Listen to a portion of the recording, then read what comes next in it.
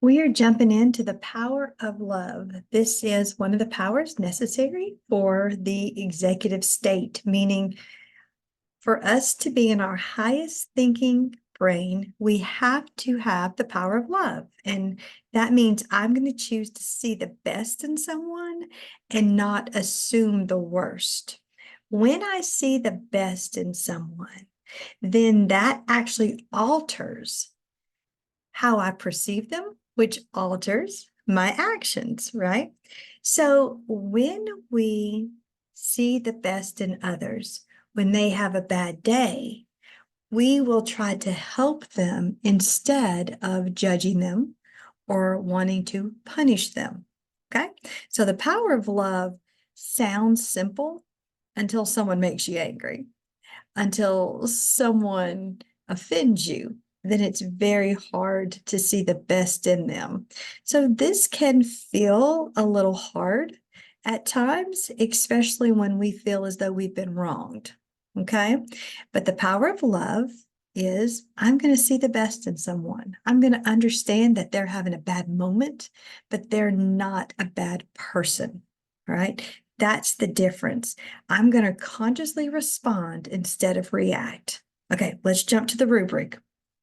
So the rubric for the power of love is pretty simple to look at. And what this is it's looking at the levels of 1 to 4.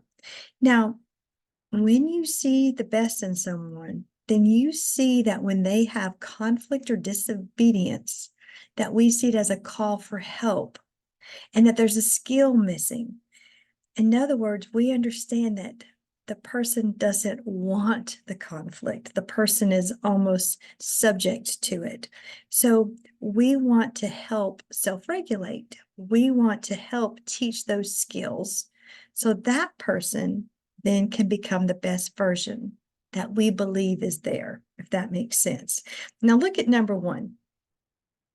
Conflict or any form of disobedience is threatening, and it should be punished immediately before things get worse. Without punishment, no justice is done. Without punishment, no justice is done. Look at this. You must set an example for others in treating wrong, disobedient behavior. When I read that, all I hear is fear. All I hear is survival.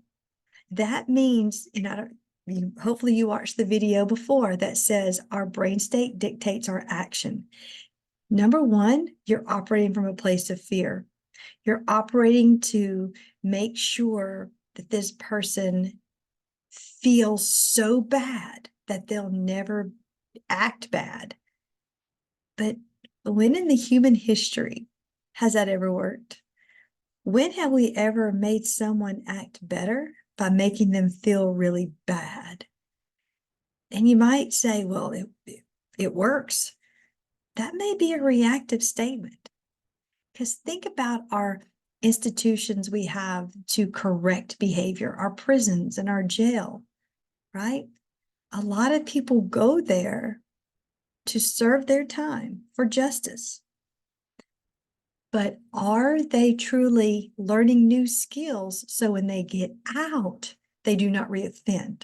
I'm not against having that piece of justice. What I'm against is, are we teaching the missing skills? Power of love might seem easy at first because it feels fuzzy, but then really think about when there's conflict. Where are you on the continuum? A 1, a 2, a 3, and a 4? 4s are tough. Weigh it out. I hope this helps.